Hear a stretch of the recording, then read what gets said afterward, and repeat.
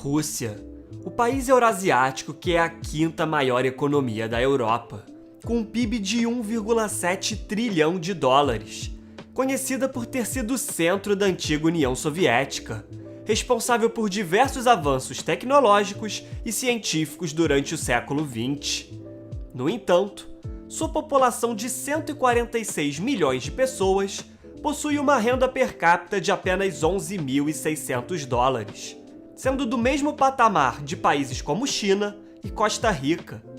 E esses números são bem medianos se considerarmos que a nação possui enormes reservas de recursos naturais e o maior território do mundo, que é 2 vezes maior que o do Brasil e se estende desde a Europa até a Ásia. Apesar disso, a Rússia continua sendo muito influente globalmente, possuindo um dos exércitos mais poderosos do mundo e o maior arsenal nuclear. E nesse vídeo, vamos entender como a Rússia é tão poderosa e desempenha tanta influência política ao redor do mundo, mesmo com uma economia abaixo do potencial, além de diversas acusações de autoritarismo, corrupção e violação de direitos humanos. Para compreender o cenário russo atual, é preciso entender a história da Rússia moderna, que surge em 1991 com o colapso da União Soviética, sendo muito marcada pela difícil transição de uma economia planificada para uma economia de mercado. Durante a economia planificada, que vigorou por 69 anos durante a existência da União Soviética, havia um controle estatal sobre os meios de produção, investimento e decisões de consumo. Nesse contexto, após o fim da União Soviética, o presidente russo Boris Yeltsin implantou uma série de reformas visando a transição do comunismo para uma economia de mercado. Entretanto, diferente de outras antigas repúblicas soviéticas, que fizeram essa transição de maneira bem-sucedida, na Rússia, as privatizações favoreceram a consolidação de oligarcas nos principais setores da economia, semelhante ao problema enfrentado pela Ucrânia. Em ambos os casos, esse grupo de empresários eram antigos membros do Partido Comunista ou ocupavam cargos de alto escalão nas indústrias.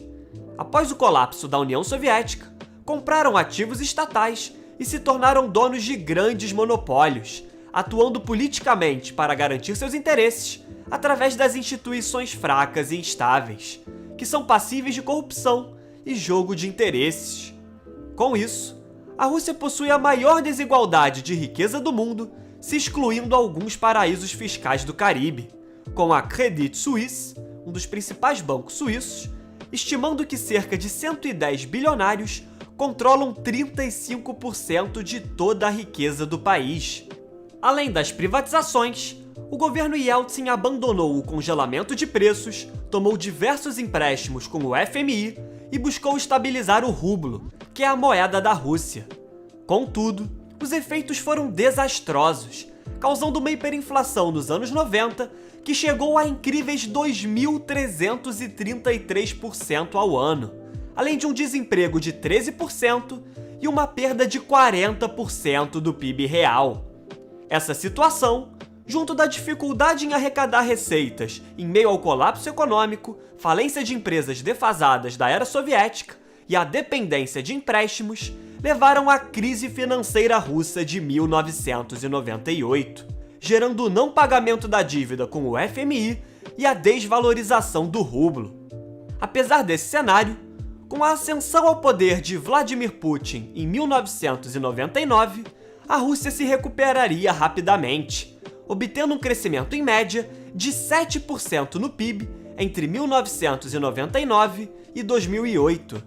Esse resultado se deve a alguns motivos, pois com a desvalorização do rublo, os produtos russos ficaram mais competitivos frente ao mercado internacional, além do boom dos preços das commodities no início do século XXI, que beneficiou a economia de diversos países como Brasil, Austrália e a Rússia, principalmente devido à alta demanda dos mercados emergentes, mas notoriamente a China, e algumas reformas econômicas como a redução de impostos e desregulações. Esses fatores foram fundamentais para a recuperação da economia russa e, posteriormente, a admissão do país na Organização Mundial do Comércio, sendo a última grande nação a se tornar membro do bloco. Mesmo com desempenho positivo na economia, o cenário de instabilidade foi potencializado com a anexação da Crimeia em 2014, uma região que até então pertencia à Ucrânia e tem grande importância geopolítica por beirar o Mar Negro. Além disso, a ausência de um sistema judicial justo e independente faz o país possuir um cenário desfavorável para negócios, pois diversas empresas são fechadas anualmente após seus proprietários serem presos sob acusações de corrupção e terem seus bens confiscados. Um exemplo disso foi a gigante de petróleo Yukos, que em determinado momento chegou a produzir 20% de todo o petróleo russo, mas foi à falência após o seu dono, Mikhail Khodorkovsky, ser preso acusado de fraude.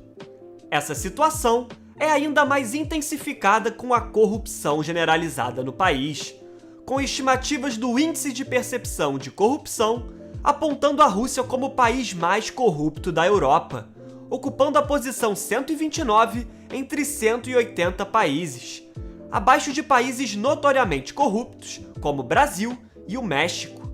Esse cenário causa uma enorme fuga de capital, com estimativas do FMI que desde 1991 a Rússia perdeu cerca de US$ 1 trilhão em fuga de capital. E assim, apesar de ser o maior país do mundo em área, com um território que se estende por 2 continentes e faz fronteira com 16 países, a economia russa é quase do mesmo tamanho da do Canadá, Coreia do Sul e do Brasil. Porém, os russos quase sempre estão sendo comparados com grandes potências como Estados Unidos e China, além de desempenhar uma forte influência política e militar em todo o planeta, mesmo com o PIB 13 vezes menor do que o dos Estados Unidos e quase 10 vezes menor que o da China. Com isso, surge a pergunta do porquê a Rússia é tão poderosa, mesmo com uma economia abaixo das suas expectativas. O primeiro e talvez principal motivo é o protagonismo da época da União Soviética, que fez a Rússia investir pesadamente nas forças armadas e no arsenal nuclear.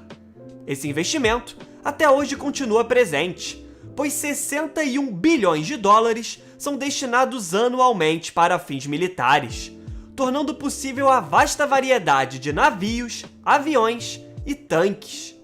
Além disso, mesmo com a redução de armas nucleares após o fim da Guerra Fria, a Rússia ainda é a líder mundial em capacidade nuclear, detendo 50% das ogivas nucleares de todo o planeta. Outro motivo importante é a abundância de recursos naturais disponíveis em seu território, detendo a maior reserva de gás natural do mundo, a 8ª maior de petróleo e uma vasta variedade de minérios. Estimativas apontam que a Rússia tem uma riqueza de recursos naturais avaliadas em 75 trilhões de dólares, sendo de longe a maior do mundo, comparado a 21 trilhões do Brasil e 23 trilhões da China. Muitos desses recursos ainda estão inexplorados, como no Mar Cáspio e no Ártico, que possui 22% dos recursos naturais, como petróleo e gás, inexplorados do mundo, e perdeu 95% do gelo mais espesso nos últimos 30 anos, tornando possível a exploração dessas riquezas em breve. E atualmente, a Rússia possui presença militar na região, reivindicando 70% do fundo do mar no centro do Oceano Ártico. Tal fator garante à Rússia uma posição privilegiada em relação a outros países, principalmente na Europa, com os russos provendo gás natural através de gasodutos para boa parte do continente, onde alguns países como Hungria e Alemanha possuem 62% do gás natural disponível sendo importado da Rússia. Com isso, a Rússia consegue utilizar sua abundância de recursos naturais como alavanca política para garantir seus interesses no continente europeu. Um grande exemplo disso é a recente crise energética que a Europa vem enfrentando, com o preço do gás natural, que é utilizado para gerar 20% de toda a energia do continente, saltando cerca de 5 vezes em um ano. O principal motivo é a alta da demanda por gás natural na Ásia, principalmente para substituir o carvão mineral, além da produção abaixo do esperado de energias renováveis, como a eólica e hidrelétricas.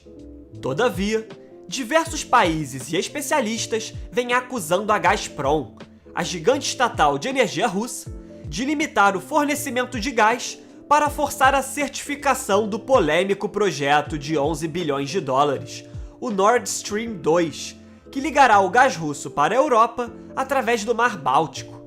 Esse gasoduto foi alvo de críticas dos Estados Unidos, que acredita que a Rússia tem interesse em ampliar sua influência pela Europa enquanto mantém o continente dependente do fornecimento de energia.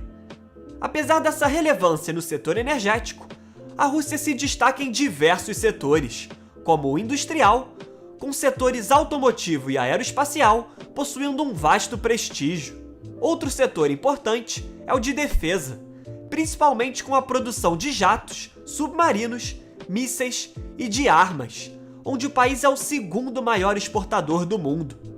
A agricultura é outro setor importante, sendo responsável por 4% do PIB do país, pois a Rússia possui a terceira maior área cultivável do planeta, mesmo com boa parte de seu território inapropriado para cultivo devido ao clima rigoroso. E com os efeitos do aquecimento global, é esperado que o país consiga utilizar mais o seu território, já que as regiões na Sibéria, que hoje ficam permanentemente congeladas, podem se tornar aráveis em um futuro próximo. Além disso, a Rússia vem se solidificando como um polo de ciência e tecnologia, como o setor de TI sendo um dos que mais crescem desde o início do século XXI.